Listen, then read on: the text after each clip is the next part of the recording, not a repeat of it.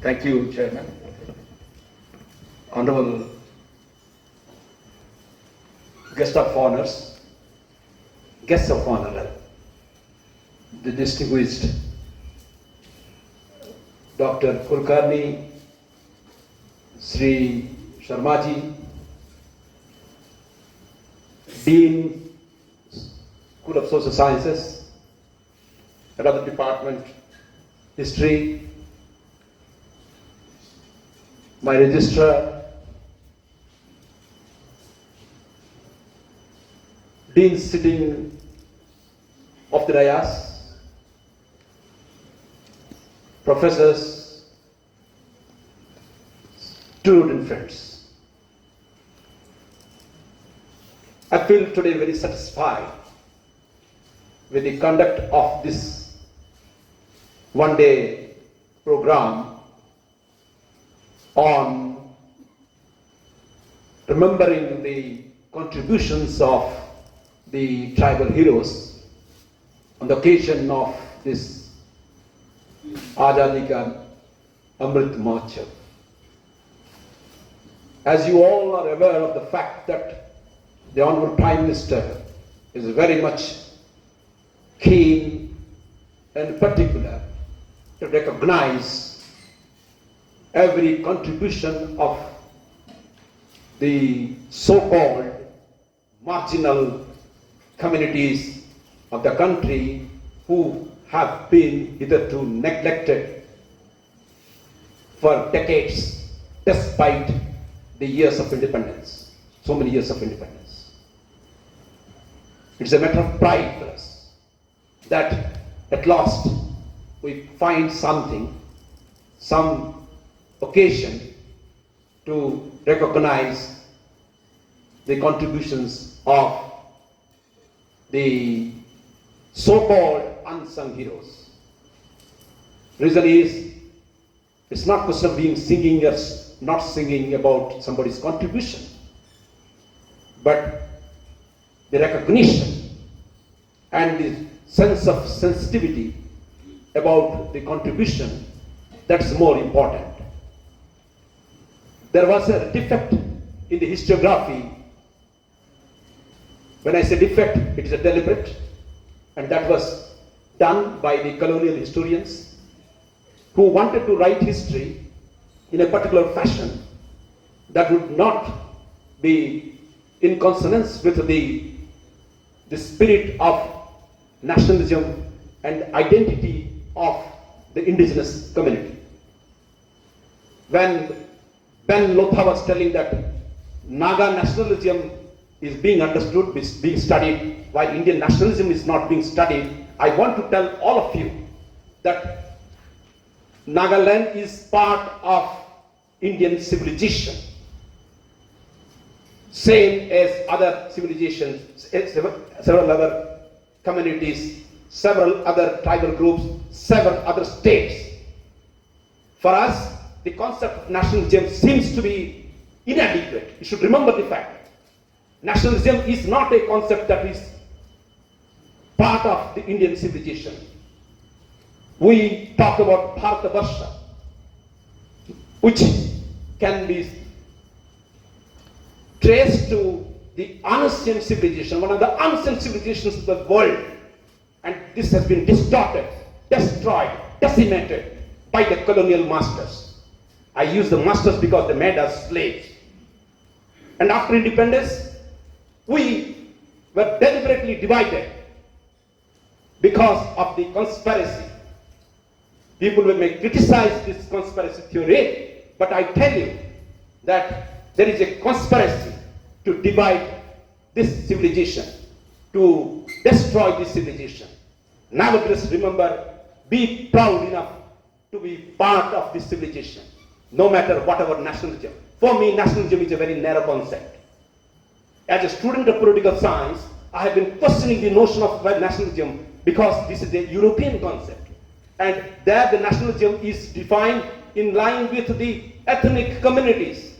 If that is so, then India would not have been in existence ever. Our concept of social engineering, our concept of political engineering is different from the concept of Western political order.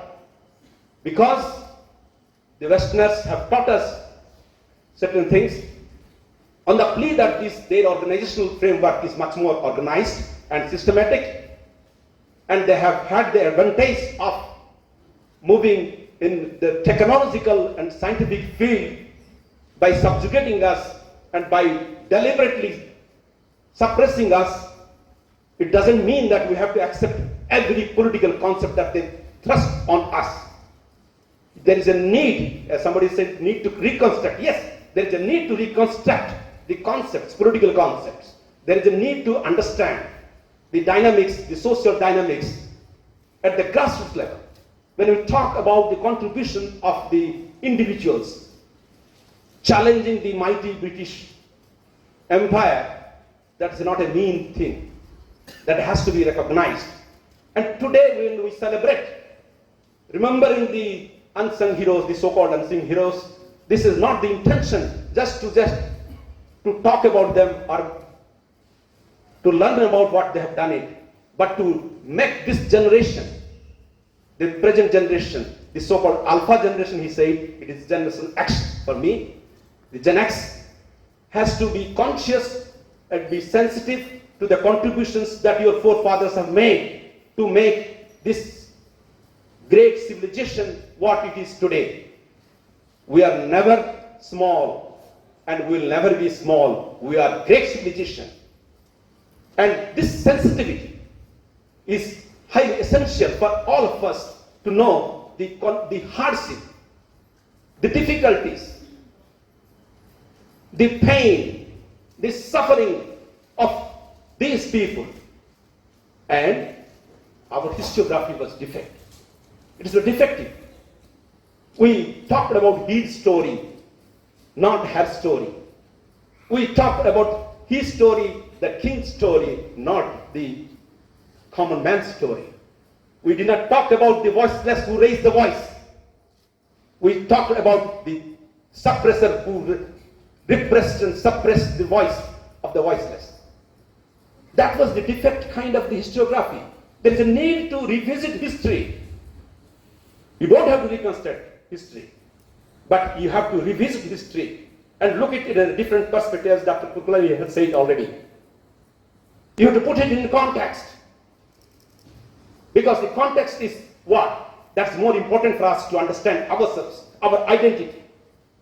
Because the tribal identity is always amorphous.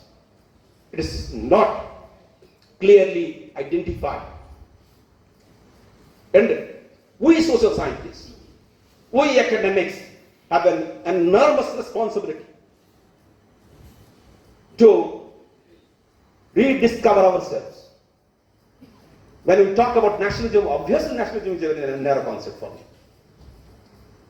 And here I would like to request the Department of History to approach the Indian Council of Historical Research to get a project to study the Naga history in a proper perspective. It's fair enough that we have got studied this. I know I've been going through the works of some of the PhD students. But how do you study that? Because, as somebody said, oral history. Somebody said about folklore. All these things, need to be incorporated. History is not just studying into the archives, getting into the archives and studying the documents, files, the notings made by the British clerks. The British clerks made the notings, if you know this. And people used to go to the British Museum and sit there, the India office, sit there and read those files. And they record, and they write wonderful histories. And all leading historians, the so-called, they were doing that. The notings of the clerks. Some of them are dignified clerks, some of them are just mere clerks. And whatever they were examining the legislation, they were examining the colonial institutional approach, because they did not understand the process. The colonizers never understood the process. They never understood the social dynamics. And their understanding was in the light of their own society, their own organizational structure, their own belief systems. And they transported all these things into our soil. And at every stage, the Indian civilization challenged, interrogated, questioned, and also faced with a sense of rebellion. Although we are suppressed at different points of history, but there was not a single instance, a single moment in history of India during that time when there was no voice raised. Voice was raised because that was not in the interest of our society. That was not in the interest of our culture.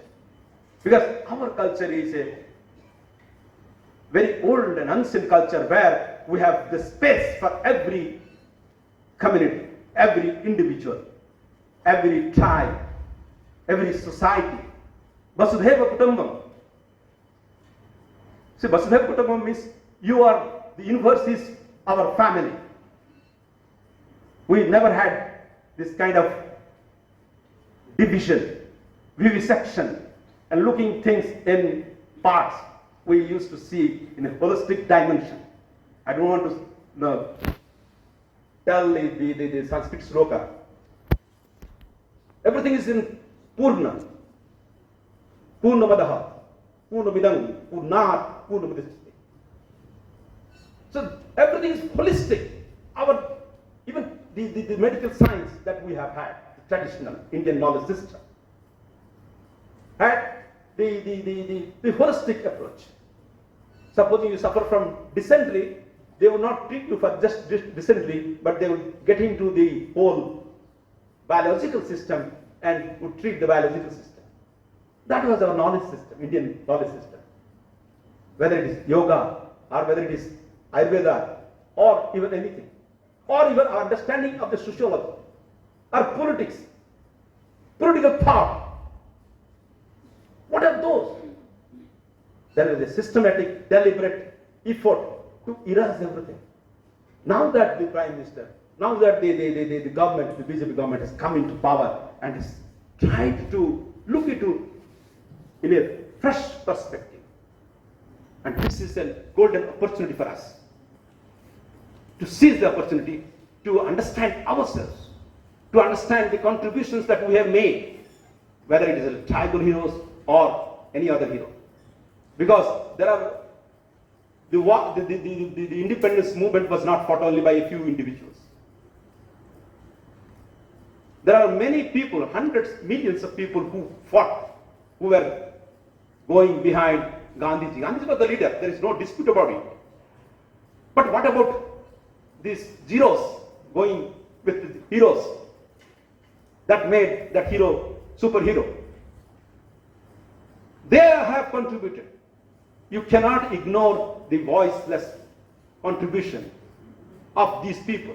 That is the thing, that is the theme I feel. I may be wrong in understanding this, but my feeling is that the occasion is to understand ourselves, to revisit our history, to reassess ourselves, and contribute for the futuristic plan of action so that our academia, our thinking, our knowledge system can develop and enrich ourselves. Here I would like to also talk about the contribution of the Constitution. Look at this wonderful thing. We have got a robust constitutional framework. Nowhere in the world such kind of constitution is having. You may talk about American Constitution, fair enough. That's good enough for their society. You may talk about the French system. They have changed 5 times, Fifth Republic. You may talk about the British system. They don't have a constitution. Forget about having one. We have a constitution which is a robust framework, which enables us and provides space to everybody. And constantly we are trying to look into it and bring in changes to fit into the evolution of our society. The identity, the excellence, the process of development, that is the three things I saw, that's what is coming to me. Of the NCST. NCST is a constitutional body and it's doing its job. And of late, although it was created, in 2003, of late there is a realization that by making use of this constitutional body, we can sensitize these people and reassess. And this is what postmodernism is about, if I'm correctly interpreting. This is an age of postmodernism where we reassert ourselves, our own identity. Is it not in keeping with that? You see, modernism is gone with the fourth industrial revolution. What I feel is that we need to feel ourselves fresh, not to be soaked in the past, and be integrated into the mainstream so that we can retain our identity at the same time, can be part of the larger framework. I would like to stop here. I would like to thank the people from the NCST, not only the honorable member who is present here, but all the members, the chairman, the members, the vice chairman, and so on. I thank Dr. Kukranji. He is a dynamic person and his exposition is wonderful today. I was really happy. I thanked him personally, and I thank my colleagues, starting from Peter. Where are you, Peter? Yeah. Peter worked hard. Every day he used to come 2-3 times to me or make a phone call. I thank Athungo. He has been working hard. I thank all those people. I don't know your names. I thank the Department of History. They came all the way from Kohima. I wanted that. Let them be part of this process. Another thing I would like to just tell to the Department of History people, that why don't you have a proposal to have a museum? I would support you, not financially. No. write a proposal and we'll approach NEC. That's what exactly we did in Mizoram. 5 crore rupees we got from NEC to set up a museum. And before I came over here, I signed that paper, the MOU, because I happen to be the chairman of the MOU, but I don't sign the MOU, but those papers related to that. What I mean to say is we can have a museum about our history in Nagaland. And for that we need to work hard. But definitely we'll try our level best to get the fundings. For that I need the initiative from the Department of History, from the head of departments and his colleagues. Take the responsibility. This is an order and a request from the Vice Chancellor. So these are the things that we need to do very often. To have the meetings, this kind of gathering of the students, so that there will be a kind of vibration where the students will be, sensitized or will be enthused about academia. You see, job is the topmost thing in the minds of everybody. But if you are engaged in this kind of activities, job will run after you. You don't have to run after a job. And you can create a job. For that purpose, I will speak on some other occasion. But for the moment, let me stop over here. I've been given 35 minutes. I don't know how to speak because after all these guests spoke, I don't have anything to speak more. So I would like to stop here, and I think you people are tired also. So you enjoy your lunch. Thank you very much. Thanks a lot.